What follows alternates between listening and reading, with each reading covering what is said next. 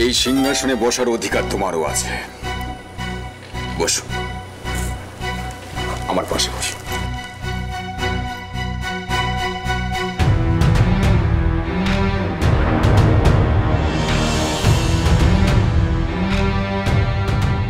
সুরেনকে নিয়ে দুশ্চিন্তা করো না সই।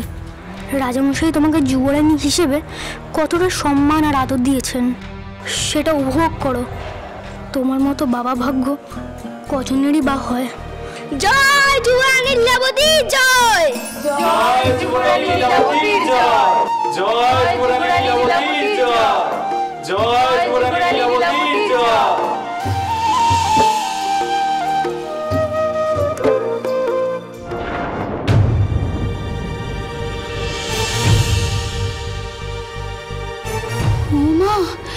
এ তো কত গয়না, সব দামি দামি পাথর মনে হচ্ছে। এখন এসব হাতের বাইরে চলে গেল আমাদের।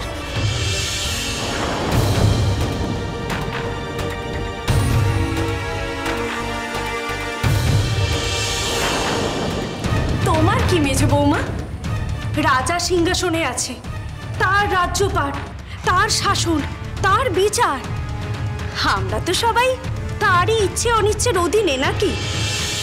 এবার রাজা যদি রাজপরিবারের সব গয়নাগাটি তার আদরের মেয়ে লীলাবতীকে দিয়েও দেয়, তোমার কি কিছু করার আছে মেজো বৌমা? বলি রাজা আমাদের সবার গর্দান নেবে না বুঝি?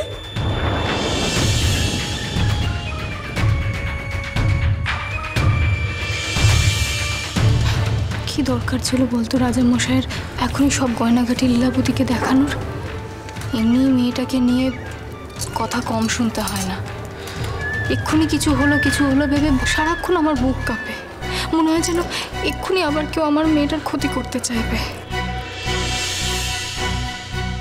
তোমার যাতে কেউ কোনোদিন কখনো ক্ষতি করতে না পারে তার জন্য আমাদের রাজ পরিবারের এই ঐতিহ্যবাহী পারিবারিক গয়না থেকে তোমাকে একটা মহামূল্যবান গয়না আমি দিতে চাই লীলাবতী।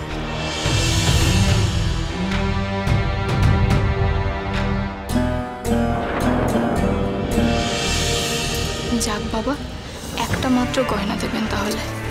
বলছেন একটা গয়না দেবে দেখে ওনারা অতটাও হিংসে করবে না? জানি না রানী দিদি। একটা গয়না? কোন গয়না? সবচেয়ে দামিটাই নিশ্চয়ই। আমি যা ভয় পাচ্ছি সেটা যদি সত্যিই হয় তবে তো তাতে দৈব ক্ষমতা আছে রে কৃপা। ওর থেকে মূল্যবান গয়না তো আর দুটো হয় না। আর সেই গয়না যদি খনার কাছে একবার চলে যায় তাহলে ওর কখনো কেউ কোনো ক্ষতি করতে পারবে না।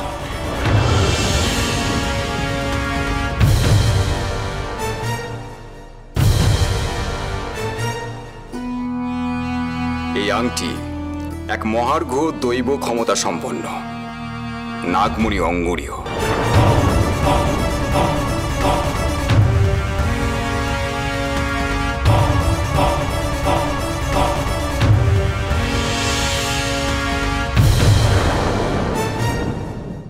খনার কাহিনী সোম থেকে শনি সন্ধ্যে 7:30টায় আকাশ আট ও প্ল্যাটফর্ম 8-এ।